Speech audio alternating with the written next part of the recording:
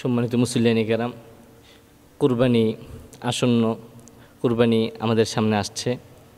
এই কুরবানিকে ঘিরে কিছু আলোচনা করতে চাই ইনশাআল্লাহ। সর্বপ্রথম কুরবানি আমরা কেন করব, তারপর কুরবানির গুরুত্ব কী, কুরবানির ফজিলত কী, এবং ধারাবাহিকভাবে কুরবানির বিভিন্ন মাসলা মাসাইল আমরা আলোকপাত করব ইনশাআল্লাহ। কুরবানি আমরা কেন করব সে বিষয়ে আল্লাহ তাআলা রব্বুল আলামিন পবিত্র কোরআনুল কারীমে বলছেন, কুরবানি এটা হচ্ছে আমার একটি নিদর্শন।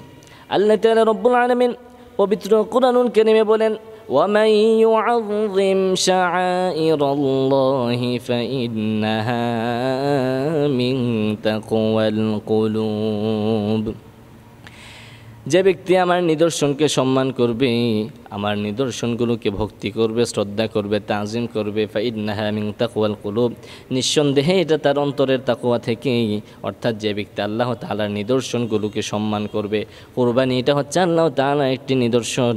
যে ব্যক্তি এই সমস্ত বিষয়গুলোকে সম্মান করবে, তাজিম করবে, আল্লাহ তাআলা রব্বুল আলামিন বলেন নিঃসন্দেহে সে তার অন্তর থেকেই তাজিম করেছে। আল্লাহ তাআলা রব্বুল আলামিন বলেন, ফাইন্নাহা মিন তাকওয়াল কুলুব, এটা তার অন্তরের তাকওয়া থেকে সে করেছে। কুরবানি আমরা কেন করব, এর দ্বিতীয় যে কারণটি আল্লাহ তাআলা রব্বুল আলামিন পবিত্র কোরআনুল কারীমে বলেন, কুল ইন্না সলাতি ওয়া নুসুকি ওয়া মাহইয়ায়া ওয়া মামাতি লিল্লাহি রাব্বিল আলামিন। হে রাসূল, আপনি বলে দিন, ইন্না সলাতি আমার সালাত, ওয়া নুসুকি আমার কুরবানি, ওয়া মাহইয়ায়া আমার জীবন, ওয়া মামাতি আমার মরণ, লিল্লাহি রাব্বিল আলামিন, যা কিছু আছে সব কিছুই গোটা জগতের প্রতিপালক আল্লাহ তাআলা জন্য। কুরবানি আমরা কেন করব, 3 নম্বর যে কারণটি সেটি হচ্ছে, কুরবানি এটা হচ্ছে আমাদের পিতা হযরত ইব্রাহিম আলাইহিস সালাতু ওয়াস সালামের সুন্নাহ। সুতরাং যদি আমরা কুরবানি করি তাহলে ইব্রাহিম আলাইহিস সালাতু ওয়াস সালামের সুন্নাহ জিন্দা হবে, সেজন্য আমরা কুরবানি করব। আল্লাহ তাআলা রব্বুল আলামিন বলেন, ওয়া ফাদাইনাহু বিযিবহিন আযীম, আমি হযরত ইসমাঈল আলাইহিস সালাতু ওয়াস সালামকে জান্নাত থেকে একটি দুম্বা এনে তাকে রক্ষা করেছিলাম। সেই দুম্বার বিনিময়ে আমি ইব্রাহিমের ছেলে হযরত ইসমাঈলকে রক্ষা করেছিলাম। অর্থাৎ হযরত ইসমাঈল আলাইহিস সালাতু ওয়াস সালামকে যখন ইব্রাহিম আলাইহিস সালাতু ওয়াস সালাম জবে করার জন্য নিয়ে গেলেন, যখন তার গলার মধ্যে তিনি ছুরি রাখলেন, ওই সময় আল্লাহ তাআলা রব্বুল আলামিন হযরত জিবরাইল আলাইহিস সালাতু ওয়াস সালামের মাধ্যমে জান্নাত থেকে একটি দুম্বা এনে ওই ইসমাঈলের স্থানে রেখে দিয়েছিলেন, এবং ইব্রাহিম আলাইহিস সালাতু ওয়াস সালাম সেই দুম্বাকে জবে করেছিলেন। আল্লাহ তাআলা রব্বুল আলামিন ইব্রাহিমের সেই কুরবানিকে কবুল করে নিয়েছিলেন। হাদিস শরীফে হযরত যায়েদ ইবনে আরকাম রাদিয়াল্লাহু তাআলা আনহু থেকে বর্ণিত, তিনি বলেন, রাসূলুল্লাহর সাহাবীরা রাসূলুল্লাহ সাল্লাল্লাহু আলাইহি ওয়াসাল্লামকে জিজ্ঞেস করলেন, হে রাসূল, কুরবানি কি?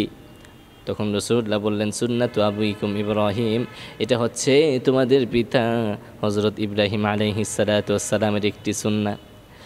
কুরবানি আমরা কেন করব, কিসের জন্য করব, এর 4 নম্বর যে কারণটি আল্লাহ তাআলা রব্বুল আলামিন পবিত্র কোরআনুল কারীমে বলেন, তোমরা এই কুরবানির মাধ্যমে আমার কৃতজ্ঞতা আদায় করবে, আমার শুকরিয়া আদায় করবে।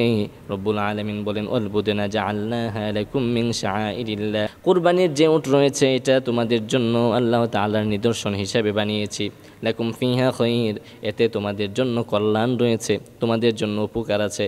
ফাযকুরু ইসমাল্লাহি আলাইহা সাওয়াব, তোমরা সারিবদ্ধভাবে দণ্ডায়মান হয়ে তার উপরে আল্লাহ তাআলার নাম স্মরণ করো, আল্লাহ তাআলার জিকির করো। ফাইদা ওয়াজাবাত জুনুবুহা, যখন সেই প্রাণীটি, সেই পশুটি যখন জমিনে পড়ে যাবে, ফাকুলু মিনহা, তোমরা তার থেকে খাও। আল্লাহ তাআলা রব্বুল আলামিন বলেন, কাযালিকা সাখখারনাহা লাকুম লাআল্লাকুম তাশকুরুন, আমি এই সমস্ত প্রাণীদেরকে তোমাদের অনুগত করে দিয়েছি যেন তোমরা আল্লাহ তাআলার কৃতজ্ঞতা আদায় করতে পারো, আল্লাহ তাআলার শুকরিয়া আদায় করতে পারো। সম্মানিত মুসল্লিয়ানি কেরাম, আমরা জানলাম কেন কুরবানি করব, কিসের জন্য আমরা কুরবানি করব। এখন আমরা কুরবানির গুরুত্ব সম্পর্কে জানব। কুরবানির গুরুত্ব কি? এখন যে হাদিসটি বর্ণনা করব সেই হাদিস থেকে কুরবানির গুরুত্ব উপলব্ধি করা যায়। হাদিস শরীফে বর্ণিত আছে, আকামা রাসূলুল্লাহ সাল্লাল্লাহু আলাইহি ওয়াসাল্লাম বিল মাদিনাতি 10 সিনিন ইউদাহি, রাসূলুল্লাহ সাল্লাল্লাহু আলাইহি ওয়াসাল্লাম মদিনায় 10 বছর ছিলেন।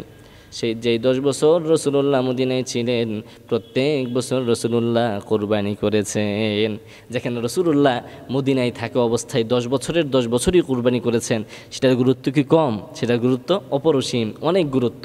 সেজন্য আমাদেরকে কুরবানি করতে হবে। এই তো আমরা জানলাম কুরবানি কেন করব এবং কুরবানির গুরুত্ব। এখন আমরা আলোচনা করব কুরবানির ফজিলতগুলো কি।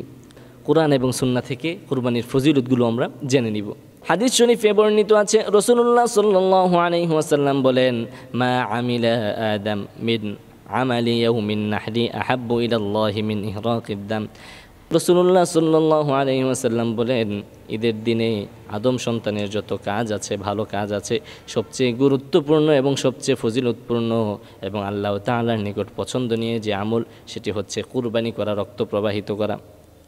সুতরাং আমরা বুঝতে পারলাম রাসূলুল্লাহ সাল্লাল্লাহু আলাইহি ওয়াসাল্লাম হাদিসে বলেছেন কুরবানি করা এটা হচ্ছে আল্লাহ তাআলার নিকট সবচেয়ে পছন্দনীয় একটি কাজ।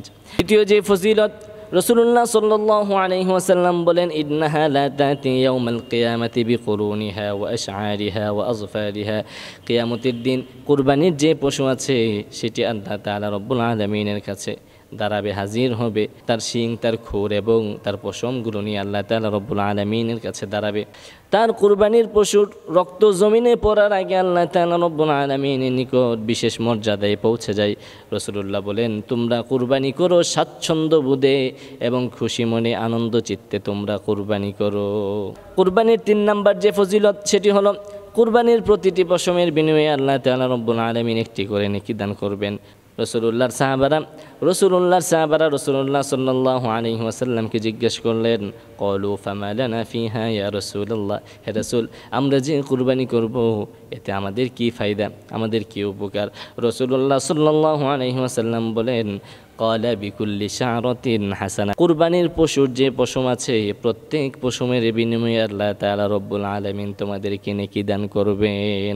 অতঃপর রাসূলুল্লাহ সাল্লাল্লাহু আলাইহি ওয়াসাল্লামের সাহাবারা রাসূলুল্লাহকে জিজ্ঞেস করলেন, হে রাসূল, পশমওয়ালা যে সমস্ত পশু আছে সেগুলোর ব্যাপারেও কি তাই নাকি? রাসূল বললেন, যে সমস্ত পশুর পশম বেশি ওই সমস্ত পশু যদি কুরবানি করো আল্লাহ তাআলা রব্বুল আলামিন প্রতিটি পশমের বিনিময়ে একটি করে নেকি দান করবেন। হযরত আবু সাঈদ আল খুদরি রাদিয়াল্লাহু তাআলা আনহু থেকে বর্ণিত, তিনি বলেন, রাসূল সাল্লাল্লাহু আলাইহি ওয়াসাল্লাম তার মেয়ে হযরত ফাতিমা রাদিয়াল্লাহু তাআলা আনহাকে ডেকে বললেন, ইয়া ফাতিমা কুমি ইলা উদহিয়াতিক ওয়াশহাদি।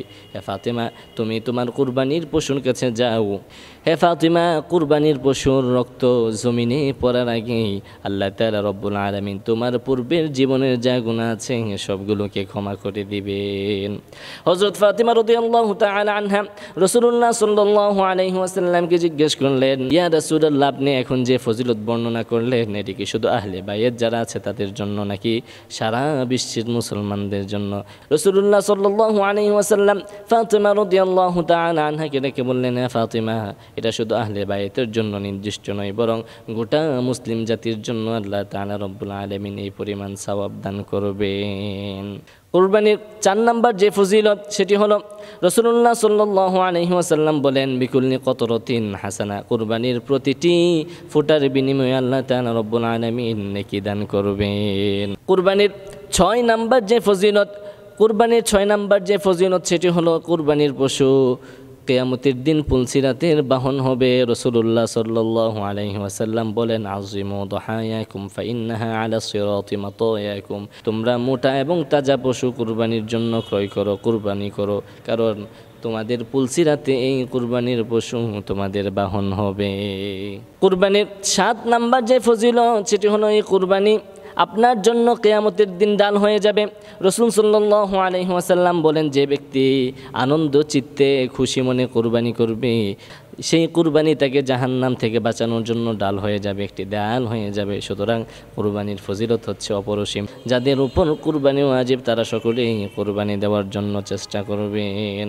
কুরবানির 8 নাম্বার যে ফজিলত, সেটি হলো কুরবানির যে পশু আছে সেই পশুর রক্ত, গোবর এবং পশম কিয়ামতের দিন নেকের পাল্লায় ওজন করা হবে। রাসূলুল্লাহ সাল্লাল্লাহু আলাইহি ওয়াসাল্লাম বলেন, তোমরা আনন্দে মনে খুশি মনে কুরবানি করো, কারণ কিয়ামতের দিন এই কুরবানির পশুকে উপস্থিত করা হবে। কেননা কোনো মুসলমান যখন আনন্দে মনে খুশি মনে কিবলামুখী হয়ে কুরবানির পশু জবাই করবে, আল্লাহ তাআলা রব্বুল আলামিন কিয়ামতের দিন সেই কুরবানির পশুর রক্ত, গোবর এবং পশমগুলোকে তার নেকির পাল্লায় ওজন করবেন। আমরা এতক্ষণ জানলাম কুরবানির ফজিলত। এখন কুরবানির উদ্দেশ্য কি, কিসের উদ্দেশ্যে আল্লাহ তাআলা রব্বুল আলামিন আমাদেরকে কুরবানি দিয়েছেন? আল্লাহ তাআলা রব্বুল আলামিন বলেন, লা ইয়ানালাল্লাহা লুহুমুহা ওয়ালা দিমাউহা ওয়ালাকিন ইয়ানালুহুত তাকওয়া মিনকুম। লা ইয়ানালাল্লাহা লুহুমুহা ওয়ালা দিমাউহা, তোমরা যে কুরবানি দাও আল্লাহর রাস্তায়, সেই কুরবানির রক্ত অথবা গোশত কোনো কিছুই আল্লাহ তাআলার দরবারে পৌঁছায় না। শুধু একটা জিনিস পৌঁছায়, সেটা হচ্ছে ওয়ালাকিন ইয়ানালুহুত তাকওয়া মিনকুম, তোমাদের যে অন্তরের তাকওয়া আছে, ভয়ভীতি আছে। কার জন্য কুরবানি দিচ্ছ? আল্লাহ তাআলাকে সন্তুষ্ট করার জন্য কুরবানি দিচ্ছ কিনা সেটা আল্লাহ তাআলার দরবারে পৌঁছায়। সেই তাকওয়া ব্যতীত অন্য কিছুই আল্লাহ তাআলার দরবারে পৌঁছায় না। অতঃপর আল্লাহ তাআলা রব্বুল আলামিন বলেন, কাযালিকা সাখখারাহা লাকুম, এভাবে আল্লাহ তাআলা রব্বুল আলামিন কুরবানির সমস্ত পশুগুলোকে তোমাদের অধীনস্থ করে দিয়েছেন, তোমাদের অনুগত করে দিয়েছেন, যেন তোমরা আল্লাহ তাআলার তাকবীর আদায় করো, আল্লাহ তাআলার বরত্ব বর্ণনা করো। কারণ সে আল্লাহ তাআলা রব্বুল আলামিনই তো তোমাদেরকে হেদায়েত দান করেছেন। অতঃপর আল্লাহ তাআলা রব্বুল আলামিন রাসূলকে বললেন, ওয়াবাশশিরিল মুহসিনিন, হে রাসূল আপনি মুহসিনদেরকে সুসংবাদ দান করুন।